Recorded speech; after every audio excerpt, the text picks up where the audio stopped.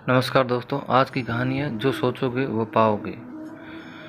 हम चाहते तो हैं बहुत कुछ पाने की, पर इसमें सफल नहीं हो पाते हैं। क्या कोई ऐसी तकनीक या विद्या है जिससे हम जो पाना चाहते हैं उसे हासिल कर पाए? हाँ, एक ऐसी विद्या है जिसका ज्ञान बहुत कम लोगों को है और 100 में से केवल 2-3 लोग ही इसे सीख पाते हैं।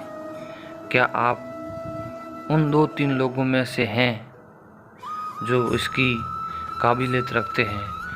आज ये कहानी आपकी आंखें खोल देगी और आपको असीम ज्ञान देगी जिसका उपयोग बहुत कम लोग ही कर पाते हैं। एक साधु घाट के किनारे अपना डेरा डाले हुए था।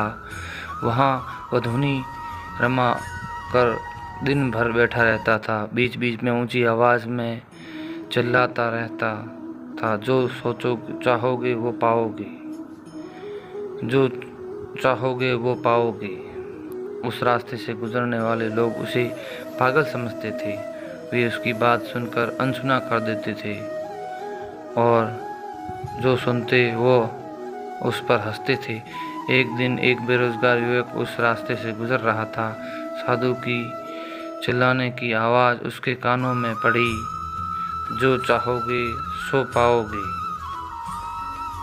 जो चाहोगे वो पाओगे। ये वाक्य सुनकर वो युवक साधु के पास आ गया और उससे पूछने लगा, बाबा, आप बहुत देर से जो चाहोगे वो पाओगे चिल्ला रहे हो। क्या आप सच में मुझे वो दे सकते हो जो मैं पाना चाहता हूँ? साधु बोला, हाँ बेटा, लेकिन पहले तुम मुझे ये बताओ कि तुम पाना क्या चाहते हो?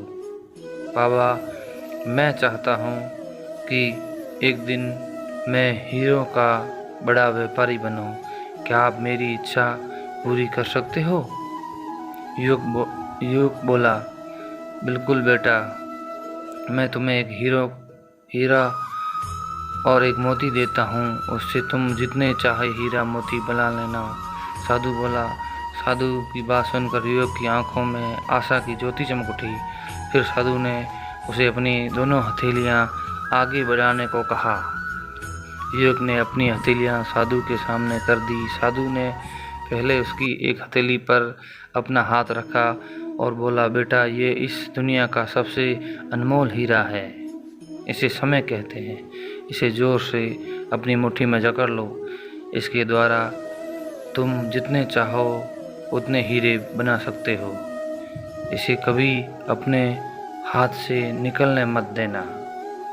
फिर साधु ने अपना दूसरा हाथ युवक की हथेली पर रखकर कहा, बेटा, ये दुनिया का सबसे कीमती मोती है। इसे धैर्य कहते हैं। जब किसी कार्य में समय लगने के बाद भी बाधित परिणाम प्राप्त न हो तो इसे धैर्य नामक मोती को धारण कर लेना। यदि यह मोती तुम्हारे पास है तो तुम दुनिया में जो चाहोगे वह हासिल कर सकते हो। युवक ने ध्यान से साधु की बात सुनी और उन्हें धन्यवाद कर वहाँ से चल पड़ा। उसे सफलता प्राप्त के लिए 2 गुरु मंत्र मिल गए थे।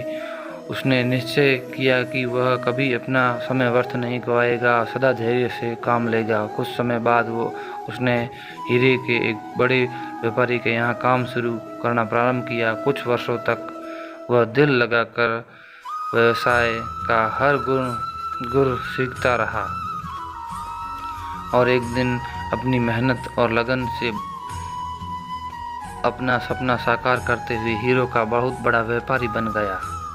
कहानी का सीख, लक्ष्य प्राप्ति के लिए सदा समय और धैर्य नाम के हीरे मोती अपने साथ रखें और अपना समय कभी व्यर्थ न जाने दें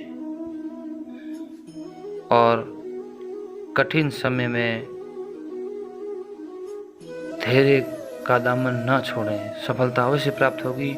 ये 2 गुरु मंत्र हमेशा याद रखना और इसका उपयोग करना। पहला समय, दूसरा धैर्य। जिस व्यक्ति ने इन 2 चीज़ों को अपने वश में कर लिया वो व्यक्ति कभी अपने लक्ष्य से भटक नहीं सकता।